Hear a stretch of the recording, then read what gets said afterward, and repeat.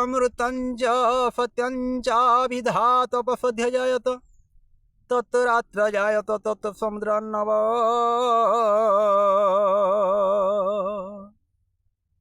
समुद्रादन्नवादधि समश्चर जायत अहरात्राणि विधद् विश्वस्य मिषतो वसि सूर्यचन्द्रमसो धाता यथा पूर्वकल्पया दिव्यञ्च चान्तरिक्षमथो स्वाहा चान्तरिक्षमतो स्वाहा अन्तरिक्षमतो स्वाहा।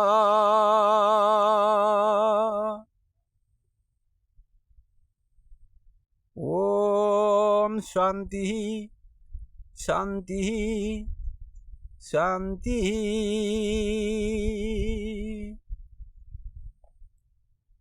आज विश्व ब्रह्मांडर ब्रह्मांड नायक परमपिता परमेश्वर सर्वशक्तिमान सर्वेश्वर सच्चिदानंद परमपिता परमेश्वर को मुई मोर भक्ति श्रद्धा सह नमन वंदन अभिनंदन करुछि। तो जो आर्यावर्तर ऋषिमुनि महर्षि वेदधारक दयानंद सरस्वती तांको भी मध्य नमन वंदन और अभिनंदन। तो तत्सहित मोर पूज्य गुरु जन्मदाता माता पिता और विद्यागुरु जेति मोर विद्यागुरु मान अच्छा विद्या शिक्षा देछन मते आउ वृद्धजन तत्सहित मातृशक्ति समस्त को नमन वंदन और अभिनंदन। आज आमे वर्तमान समस्त को नमन अर्पण करी एवं समस्त शत्रुवर्ग को मध्य नमन अर्पण करी आज विचार उपस्थापन करवा। आज विचार अच्छी जैसा खाओ अन्न तैसा हुए मन। तो बंधु जानी रखंतु प्राणी जगतरी समस्ते जानी गीता भागवत समस्ते पढ़ुचन किंतु वेद उपनिषद दर्शन शास्त्र शुद्ध मनुस्मृति सत्यार्थ प्रकाश ब्राह्मण ग्रंथ भी मध्य प्रमाण करी जैसा खाए अन्न तैसा हुए मन। तो बंधु आमे जेनता अन्न खाएमा मन भी हेन्ता परिवर्तन हेसी। तो समस्ते जानी तो गीतार आमर अन्न खावाटा 3 भाग भी भक्त कर। तो राजसिक सात्विक एवं तामसिक। बंधु माने विचार करुन आमे जदि राजसिक खाद्य जदि खाइबा तो मन राजसिक रे परिवर्तन हेबो एवं सही राजसिक गुणर मन केवल आशा करी चले एवं से सदा सर्वदा सबु उच्च कुटीर एवं भोग विलास परिपूर्ण होवार लगी चेष्टा करी। तो मुई धनी हेमी मुई ज्ञानी हेमी मुई गुणी हेमी मुई बहुत संपत्ति रोजगार करमी मुई तार माने उच्च कुटीरे रहमी समस्ते मते मानबी एंता एंता राजसिक गुण परिवर्तन हुए। आउ जो बंधु माने सात्विक भोजन करती तो सबु बेले सी सात्विक भोजनर गुण सबु बेले सरल एवं शांत शिष्ट होता है। आउ से मनुष्य सबु बेले परमात्मा को प्राप्त करने एवं सात्विक विचार मन रे शांति श्रृंखला रक्षा करी से ही लोकटा सात्विक गुण परिवर्तन करे। आउ जो प्राणी तामसिक खाद्य खाती बासी सड़ा पचा माछ मांस ये तो तामसिक खाद्य बा माछ मांस होउची मनुष्यर खाद्य नुहे। आपण माने जानी थिबे ये हेउची आसुरिक एवं राक्षस खाद्य। तेणुकरी ଆପଣମାନେ ଜାଣିଥିବେ ତାମସିକ ଖାଦ୍ୟ ଖାଇବା ଦ୍ୱାରା ମନ ସବୁବେଳେ ତର୍କ ରାଗ ରିସା ଅହଙ୍କାର କୂଟନୀତି କୂଟବୁଦ୍ଧି ଇତ୍ୟାଦି ଇତ୍ୟାଦି ଯାହା ତାମସିକ ଅଛି ସେହି ମନ ପରିବର୍ତ୍ତନ ହୁଏ ତାମସିକ ଗୁଣରେ। ତେଣୁ ବନ୍ଧୁ ଆମେ ଯଦି ଅନ୍ନକେ ଶୁଦ୍ଧ କରିବା ମନ ତ ଶୁଦ୍ଧ ହୋଇଯିବ। ଆଉ ଯଦି ଅନ୍ନକୁ ଯେତେ ଦିନ ପର୍ଯ୍ୟନ୍ତ ଆପଣମାନେ ରାଜସିକ ଖାଦ୍ୟ ଖାଉଥିବେ ରାଜସିକ ପରିଣତ ହେବେ, ତାମସିକ ଖାଉଥିବେ ତାମସିକ ହେବେ, ସାତ୍ତ୍ୱିକ ଖାଦ୍ୟ ଖାଉଥିବେ ସାତ୍ତ୍ୱିକ ଗୁଣ ପରିବର୍ତ୍ତନ ହେବ। ତେଣୁକରି ଶାସ୍ତ୍ର କହେ ମାଛ ମାଂସ ଅଣ୍ଡା ମଦ ଏ ନୁହେଁ ମନୁଷ୍ୟ ଖାଦ୍ୟ, ଶବକୁ କରି ଭକ୍ଷଣ ପେଟ କଲୁ ସୁମ ସ୍ନାନ, ପାଗଲ ହେଲୁରେ ମନ ଭୁଲି ଗଲୁ ତୋ କରମ। ତ ବନ୍ଧୁ ଆପଣମାନେ ଇଟା ତ ସମସ୍ତେ ଜାନୁଛନ୍ ଶୁଣୁଛନ୍, ଇଟା एक्चुअली 3 भागरे खाद्यर विभाग अच्छी।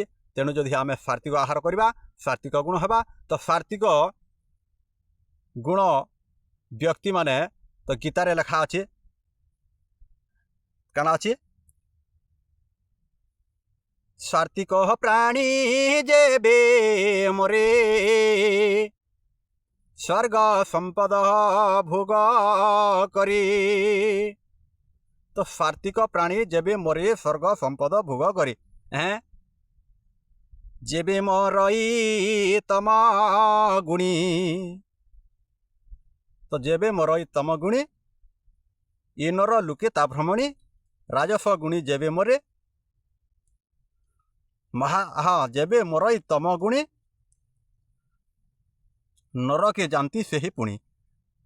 जेबे मरई रज गुणी ये नर लुके ता भ्रमणी, तामस गुणी जेबे मरे महानरके से संचरी। आपण मैंने गीता पढ़ी थे जदि तो गीतार जुगिराज श्रीकृष्ण भगवान अर्जुन को तार माने कहिछन जेबे मरई रजगुणी ये नर लुके ता भ्रमणी, सात्विक गुणी जेबे मरे स्वर्ग संपद भोग करे, जेबे तामस गुणी जेबे मरे महानरके से संचरी। तो आपण माने समस्ती गीता पढ़ुछन समस्ते भागवत पढ़ुछन, आपण माने आहार विहार करवाटा सब तो शास्त्र मन को वर्णना करछन। आपण माने सेटा पढ़ी कर जदि काम रे लगाते बोले बहुत भल हेता बोली मुई भाबुछे। तो आपण माने पढ़वाटा मना नुहे, पढ़ुछन ठीक करछन, किंतु जदि पढ़ुछन भी कामे लगन जे आमे स्वर्ग संपद भोग करि पारमा कि जेन भगवान श्रीकृष्ण भगवान की राम भगवान हो जे ईश्वर भगवान हो जहाँ भी हो जहाँकर पूजा उपासना शिव ब्रह्मा विष्णु महेश्वर जहाँ भी पूजा करुछन आपण मान को तो मोर कहवाटा भी ने केते लोक होते जे तो भगवान को मान को विरोध करछन निंदा करछन बोली। तो तेणुक बंधु उचित खाद्य जदि खाइबे तो उचित भगवान के चिन्ह पारमा। एक्चुअली भगवान तो समस्ते हो पारबे किंतु ईश्वर सृष्टिकर्ता के ही हो पारे ना। आपण मैंने जदि शुद्ध आहार करेंगे से ईश्वरंकर ब्रह्मर उपासना करें आ ब्रह्म को चिन्ह पारे। तेणुक जैसा खाए अन्न तैसा हुए मन, आम जेनता अन्न खाएमा हेन्ता मनर परिवर्तन आसवा। तो देखुन बंधु आपण मैंने जानी तो दूषित अन्न खाइबा द्वारा भीष्म पितामह दिने से दुस्साहह काम लगी तार परिणाम भोग करथिले। आपण मैंने समस्ते जानिछन तो भीष्म पितामह से विधर्मी अन्न खाइक मन परिवर्तन होता और से विधर्मी काम करथिले। से विधर्मी कर्म करुवा जोगु भीष्म पितामह दिने भी दुख भोग करी चलीछन। महाभारत जेन आज्ञा मैंने पढ़ीछन जेन बंधु मैंने पढ़ी चलीछन तो महाभारत आमर युद्धरे जेते बेले 10 दिन युद्ध चलला तो कुरुवंश विचार कले देखी नेले जे कुरुवंशर क्षति होची, कुरुवंशर ध्वंस होची, कुरुवंशर नष्ट होची, किंतु पांडुवंशर किछि हो नाही। तेणु बंधु कुरुवंशर दुर्योधन राजा कहिला तो भीष्म पितामह पाखरे किबा शंकुनी एवं द्रोणाचार्य आगरे से कही चलले तो पितामह ये सब कौन घटुची आपणकर बा कुरुवंशर क्षति होची किंतु पांडुवंशर किछि हेउ नाही, एतिर कारण कौन? तो हसी हसी शंखुनी महामंत्री कहले महाराज आपण जदि आदेश देबे आपण जदि क्षमा करेंगे ताहेले मु कहिबी। तो दुर्योधन कहले हो ठीक अच्छे मामाश्री कहून मु क्षमा देली आउ आदेश देली। तो यही समय शंखुनी हसी हसी कहले भणजा भीष्म पितामह को विधर्मी अन्न न खुआइबा पर्यंत भीष्म पितामह युद्ध करिवे नाही आउ जेते दिन पर्यंत शुद्ध अन्न खाउथिबे सेते दिन पर्यंत युद्ध रे भीष्म पितामहकर मन बलिब नाही तेणु तांको जदि विधर्मी अन्न खुआ जिबा तो भीष्म पितामह युद्ध करिवे। तो बंधु सही भीष्म पितामह को विधर्मी अन्न खुआइबा पई दुर्योधन राजा युवराज ऑर्डर देली तो सही विधर्मी किए अच्छे मामू तो मामू कहउचंती भणजा को भणजा आपण जदि दुखित न हेबे मु कहिबी तो दुर्योधन कहिले कह मामू तो तेणु शकुनी कहिले आपणक परि विधर्मी कुरुक्षेत्र वा पंडु मानक पाखरे केही नाही सही विधर्मी होचंती आपणकर घर जदि आपणकर पाका न खुआ जिबा भीष्म पितामह को ताहाले भीष्म पितामह युद्ध करिवे। तो चेष्टा करी दुर्योधन अहंकारी विधर्मी भीरु एवं जार आसुरिक प्रकृति अच्छी सही दुर्योधनकर अन्न भीष्म पितामह को खुआगला तेणुक भीष्म पितामह अन्न खाइबा द्वारा मतिभ्रम होई तो मतिभ्रम होइकरी युद्ध भूमि रे युद्ध करिले एवं तेणुक आपण माने सही विधर्मी अन्न केनतारा सेटा तो आगामी अध्याय आसंता अध्याय विचार करमा।